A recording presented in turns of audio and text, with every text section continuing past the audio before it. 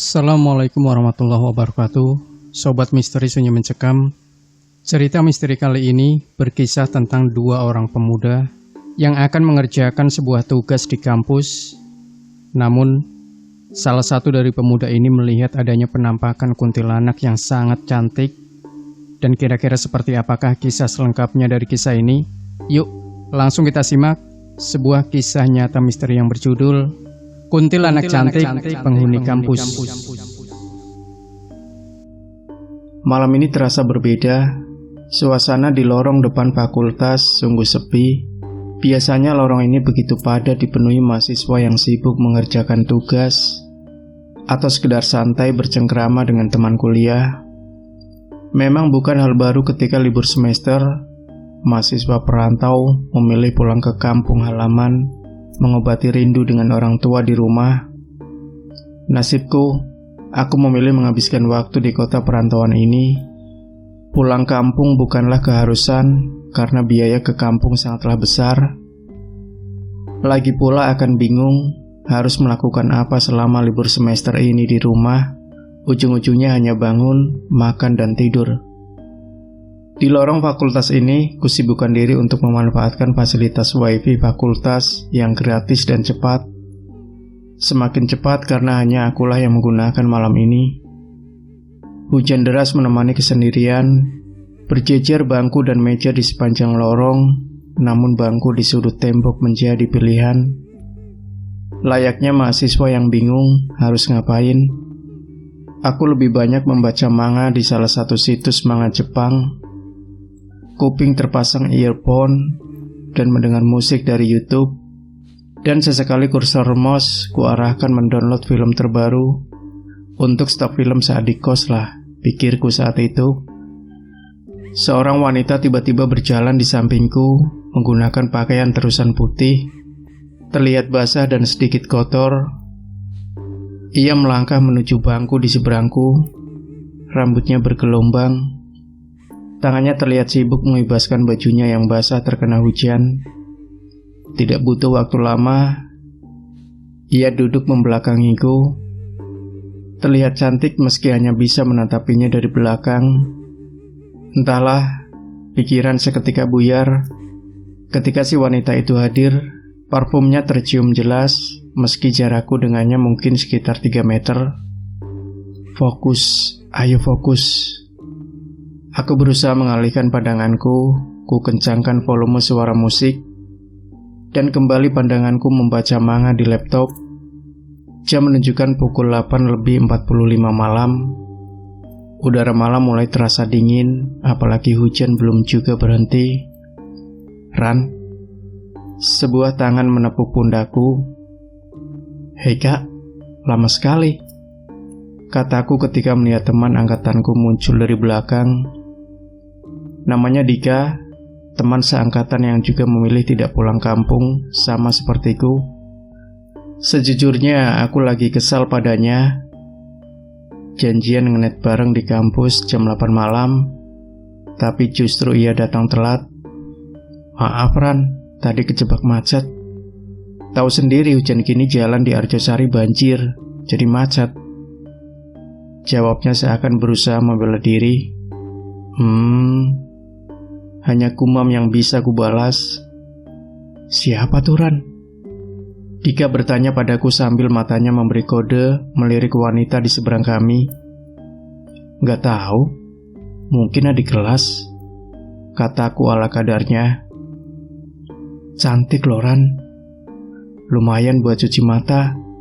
Dika seakan berbisik padaku, seakan khawatir terdengar oleh si wanita. Kebiasaan buaya darat, kalau lihat cewek bening selalu agresif.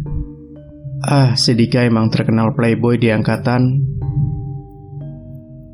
Entah sudah berapa mahasiswi yang patah hati dan sakit hati karena kelakuannya. Banyak yang didekati namun hanya di PHP. Udah fokus sana sama persiapan lomba olimpiade senmu, celetukku pada Dika. Kuakui meski terkenal playboy, otak si Dika terkenal encer. Tahun ini ia terpilih mewakili universitas dalam Olimpiade Sains mahasiswa tingkat nasional. Ya. Si Dika membalas celetuku. Duduklah dia di sampingku. Bangku panjang memang cukup diisi oleh 2 orang. Namun ku tahu alasan khusus ia duduk di sampingku agar bisa melihat si gadis seberang meja dengan lebih leluasa. Dikeluarkannya laptop dan buku modul dari dalam tas. Terlihat jelas beberapa modul berisikan berbagai soal-soal sains tertata di atas meja. Otakku selalu mumet jika melihat modul ataupun jurnal yang dibawa oleh Dika. Dika sibuk berlatih mengerjakan soal dari modul yang dibawa. Aku tetap fokus membaca manga dari laptop. Sesekali kulihat si Dika sibuk browsing sesuatu di internet, seakan mencari referensi contoh soal lainnya. 20 menit berlalu tanpa terasa sejak munculnya si Dika. Ketika fokus membaca anime, si Dika justru sibuk mencari sesuatu di bawah meja. Cari apa sih? Aku bertanya pada Dika yang dari tadi sibuk mencari sesuatu. Pulpenku jatuh, Cuk. Jawabnya sambil mengeluarkan umpatan khas Surabayanan. Udah ketemu? Udah, Ran. Tiba-tiba wajah Dika muncul dari bawah meja, mukanya pucat pasi. Wajahnya terlihat seperti orang gelagapan, tingkahnya pun berubah. Randi, ku balik duluan ya. Tiba-tiba Dika mematikan laptop dan memasukkan buku dalam tas dengan tergesa-gesa. Loh, kok balik? Nggak asik banget ah, kataku kesal. Sorry Ran, perutku tiba-tiba mules. Udah ya, ku duluan. Udah nggak kuat nih. Tanpa panjang lebar, Dika pergi meninggalkanku. Padahal cuaca masih hujan gerimis. Kekesalanku kian bertambah pada si Dika. Udah datang telat. Sekarang dia pulang duluan. Sumpah malam itu perasaanku jadi bad mood. Ketika masih menahan rasa kesal, tiba-tiba terdengar suara HP berbunyi. Sebuah pesan chat masuk ke HP. Sebuah pesan dari si Dika. Hatiku kian gondok mendapatkan pesan dari si Dika.